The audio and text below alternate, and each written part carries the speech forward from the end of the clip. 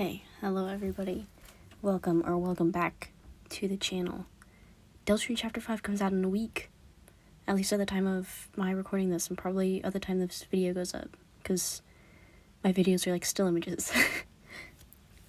I wanted to talk about some predictions and hopes I have for the chapter, to see if I truly have the gift of prophecy as stated in the description of my last video.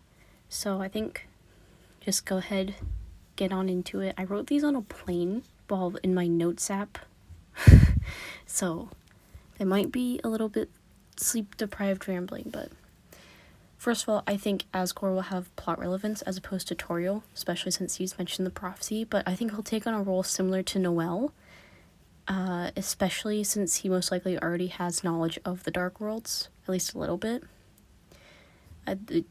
What I mean by taking on a role similar to a Noel is, like, he's going to be lashing out from confusion. I think there might be a short battle where the gang attempts to talk to him and calm him down. I think he could also be lashing out because he saw Toriel with Sans at the festival, or somehow heard about the jitterbug incident just through the grapevine, because, you know, he is kind of stalking Toriel, which is creepy, and I wish he wouldn't do that. It's weird.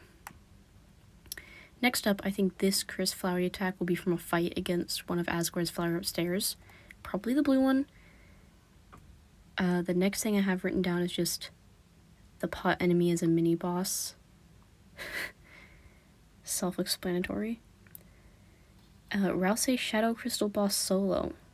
Because although it's not a very heavy chapter, like Toby said, I think he can still tackle a secret boss and his issues. It's pretty out there, but I think that the secret boss might be Asgore's fridge, because it's funny, and also you put the egg in there. That or the manga or anime Alfie's lent him, because, you know, it's Japanese. Now, I've seen a couple people saying this online, and honestly, once I saw them saying it, I started to kind of see it too. I think that the white pen of hope, or like this feather here in the trailer, is a lure. I think it's similar to the Justice Axe in Chapter 4. I think the scene where you get it with heavy air quotes will play out similar, like Susie will run up and attempt to take it, and then will be stopped by a boss or be interrupted otherwise. I wrote down night identity reveal, possibly, maybe. I don't know what I was on. Plain air. Plain Coca-Cola. I think the Dark World will be made with Carol's katana. That's why it's Japanese. Obviously new dojo fights against the Super Saiyan Newbert and the ball guy. I think we will either take down a titan similar to the other ones shown in Rousey's explanation of the roaring, like the more angular ones that kind of look like the knight, or take down a more fully grown titan, which who knows. The more angular ones could be fully grown titans. The one we saw in Chapter 4 was just very newly spawned. That could just be what they look like. I'm thinking and hoping that there's going to be a implied Suzel kiss, riding the Ferris wheel to parallel or reference Chapter 2 while Chris is third wheeling like a chud, and Birdley either comes up to them and is like, Chris, remember when you said you'd go to the festival with me? I think I'll take you up on that offer. I think I'll let you be the sweet breeze beneath my wings. And then tries to take them away, or Susie and Noel get on the Ferris wheel, and then Chris is just like standing there, and Birdley's like, whoa, by what divine precedence would I find you here, Chris? I don't think precedence is the right word, but I think Birdley's somehow gonna end up fourth wheeling. This one's pretty obvious, but Asgore's TV will become an evil form of Tenna. Because, you know, what's the opposite of I miss Tenna? That whole thing.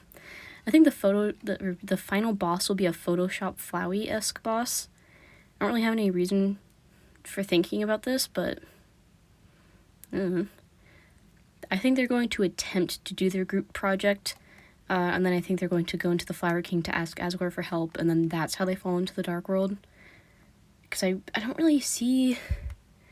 It's like, it's during the festival. How else would they go into the Flower King?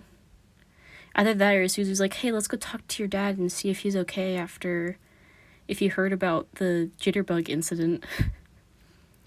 And finally, for my last hope, I hope there's a Mad Mew Mew reference, because I like her, and she's a magical girl, and she could appear in the Japanese Dark World, and I'm kind of going on hopium for this one. I hope and pray that she will be there, because I really like Mad Mew Mew. I love magical girls, and I think she has a possibility to appear in the Japanese Dark World. I know I don't have, like, as many based on theories, or, like, as many specific ones as other YouTubers probably have, but these are just my little, I don't know, my pet hopes, pet theories, pet predictions. But we'll see. In 1 week, we'll see if I truly have the gift of prophecy. Like, subscribe if you enjoyed. It would be super cool. I currently have 16 subscribers, which, by the way, thank you for that. And I think my last video is sitting at like 126 views right now, which is very cool. I never thought these videos would get more than 20, honestly.